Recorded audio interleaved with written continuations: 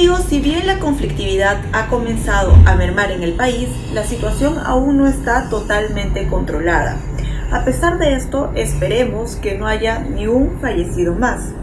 Ahora, justamente el de los fallecidos, es un tema del que quería hablar. Las protestas dejaron 27 fallecidos, 22 producto del enfrentamiento entre manifestantes, efectivos policiales y militares, y 6 por causas indirectas, es decir, por los bloqueos de las carreteras, accidentes de tránsito. A raíz de esto es que ha surgido mucha indignación por parte de políticos, periodistas, influencers, etc.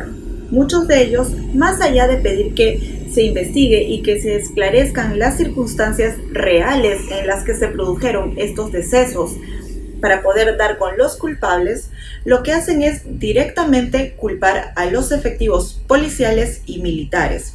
Incluso han criticado el mensaje de la presidenta Boluarte debido a que dijo que, como corresponde, la Fiscalía se va a encargar de realizar las investigaciones pertinentes y va a suceder lo mismo en el fuero militar.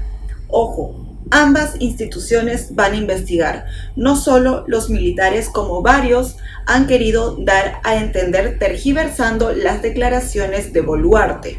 Bien, acá es importante un punto. No caigamos en el juego político del uso de las muertes para buscar justificar los actos terroristas que se dieron en todas estas protestas y que son de dominio público, porque hay muchos videos en los que vemos el grado de violencia que ejercieron grupos de personas que salieron, entre comillas, a marchar. Respecto a este tema, hay algo que por lo menos para mí es cierto, y es que el que justifica la violencia como método de protesta debería entonces aceptar la violencia como método de respuesta. En nuestro país tenemos una ley que regula el uso de la fuerza por parte de la policía, en cuyo artículo 11, inciso E, se señala que el efectivo puede hacer uso excepcional de la fuerza letal cuando se genere un peligro real o inminente de muerte del personal policial u otra persona por la acción de quien participa de una reunión tumultuaria violenta. Y añade que el uso de la fuerza letal en esta situación solo se justifica ante un acto evidente, manifiesto e inmediato generado por quien, empleando violencia con objetos o armas, puede causar lesiones graves o muerte. Acá hay que resaltar la frase lesiones graves, porque creo que no estoy mal al pensar que los manifestantes, al usar guaracas, piedras, armas hechizas, canicas como municiones y o explosivos, sí pueden causar lesiones graves e incluso la muerte, no solo de algún efectivo policial, sino de cualquier otra persona. Ahora, si hay casos en los que las personas fallecieron y no hubo un riesgo de lesiones graves o muerte, tal situación tiene que ser determinada por la Fiscalía, no por ustedes, no por mí, no por los periodistas. Y afirmar algo así creo que solo busca manchar a las instituciones policial y militar al criminalizar la respuesta necesaria que tuvieron ante acciones que buscaban desestabilizar el país, traerse abajo el sistema de gobierno y nuestro Estado en sí. Que los iluminados salgan a decir que los efectivos de la PNP están entrenados para hacer frente a las manifestaciones ciudadanas que se tornan extremadamente violentas y que por eso tienen que buscar la forma de reprimir sin disparar un tiro. Seguro, amigos, pero cada uno de nosotros tendría que estar en la posición de ese policía, de ese militar, recibiendo pedradas, siendo atacados con explosivos, recibiendo canicas como proyectiles, para poder afirmar algo así. Así que hay que tener cuidado al momento de criticar sobre todo afirmar cosas. No nos olvidemos que esos policías y militares también son seres humanos que sienten que tienen derechos. Además, estos, entre comillas, manifestantes han buscado atacar de manera simultánea nuestros activos críticos nacionales, cerrar las vías de comunicación para generar el máximo de violencia y caos posible. Nuestro estado ha estado bajo ataque y tanto policías como militares tuvieron que defenderlo. Si en esa defensa hubo o se cometieron crímenes, estos deben ser investigados y sancionados. Pero poner el énfasis en eso y no darnos cuenta de que el Estado, nosotros, la vida de personas, estaba en riesgo es o ser tonto o negligente.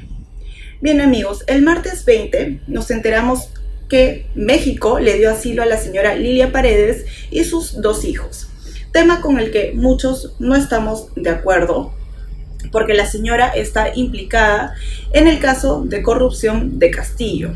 Es considerada por la Fiscalía la coordinadora de la organización criminal, debido a que, según la Fiscalía, se encargó de viabilizar, financiar y dar celeridad a distintos proyectos de inversión pública.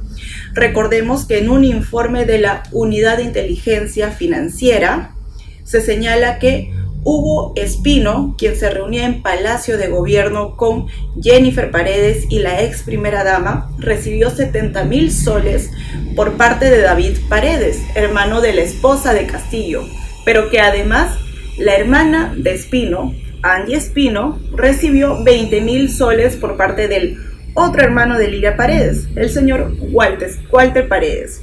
Y coincidencias de la vida, las empresas de Angie y Hugo Espino ganaron licitaciones con el Estado luego de recibir el dinero.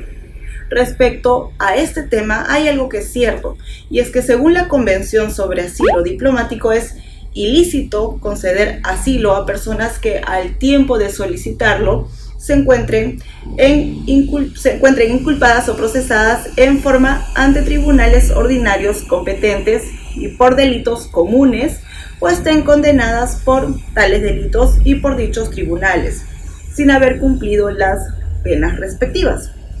Pero es el Estado que va a dar asilo al que le corresponde calificar la naturaleza del delito o los motivos de la persecución. Y si bien el funcionario que brindará asilo tomará o va a tomar en cuenta la información que el gobierno territorial, es decir, que Perú, le ofrezca para normar, para formar su criterio respecto a la naturaleza del delito o de la existencia de delitos comunes, este mismo funcionario, a pesar de toda la información que le den, puede decidir darle luz verde al asilo. Y si esa es su decisión, esta debe ser respetada. Por otro lado, una vez otorgado el asilo, el Estado asilante puede pedir la salida del asilado para el territorio extranjero, tal como sucedió con la señora Paredes, que estuvo en la Embajada de México, el cual pidió que la señora dejara el Perú, que dejara nuestro país, junto con sus hijos, para asilarse en los Estados Unidos mexicanos. En este caso, el Estado territorial, o sea, Perú, está obligado a dar inmediatamente, salvo casos de fuerza mayor, las garantías necesarias a que se refiere el artículo 5 y el correspondiente salvoconducto. Así que respecto a ese tema, el gobierno al parecer actuó de acuerdo al derecho internacional. Y hay algo que algunos se han estado preguntando, y es que está la duda de si se puede o no solicitar la extradición de la señora Paredes, y de acuerdo a la convención sí se puede. En este caso, el asilado permanecerá radicado en el territorio del estado asilante, o sea, en México, hasta que reciba el pedido formal de extradición.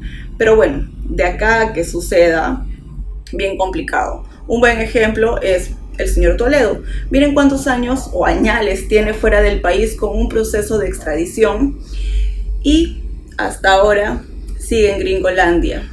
Y eso que el señor ni siquiera es asilado diplomático. Una última cosita. Antes de ayer escuché a Waldemar Cerrón decir en una entrevista que el artículo 117 de la Constitución existe debido a que fue formulada por y para el fujimorismo. Hay temas en la Constitución, para terminar este tema, por ejemplo, es el blindaje que se le dio al presidente. Eso fue hecho a medida del fujimorismo en su tiempo, para que Alberto Fujimori pueda gobernar y no se le pueda denunciar por esos temas. Y ahora que... Amigos, háganle llegar a nuestro querido congresista la siguiente información. En la Constitución de 1920, en el artículo 96, se señalaba lo siguiente: el presidente de la República no podrá ser acusado durante su periodo excepto en los casos de traición, de haber atentado contra la forma de gobierno, de haber disuelto el Congreso, impedido su reunión o suspendido sus funciones.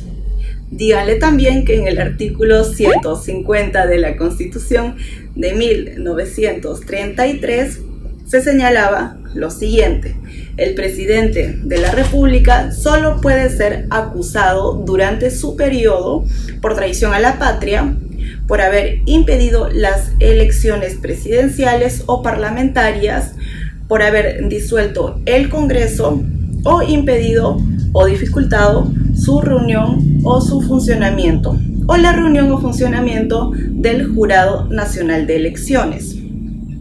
Por último, coméntenle al congresista que en la Constitución que tanto le gusta, que es la de 1979, en el artículo 210 se señalaba lo siguiente: el presidente de la República solo puede ser acusado durante su periodo por traición a la patria, por impedir las elecciones presidenciales, parlamentarias, regionales o locales, por disolver el Congreso, salvo lo dispuesto en el artículo 227, y por impedir su reunión o funcionamiento o los del Jurado Nacional de Elecciones y del Tribunal de Garantías Constitucionales. Así que sí, díganle al señor Cerrón y a sus amigos de izquierda, porque él no es el único que comenta esto, que no sigan mintiendo. El artículo 117 se desprende de nuestras anteriores constituciones y no es ningún invento del fujimorismo o del aprismo.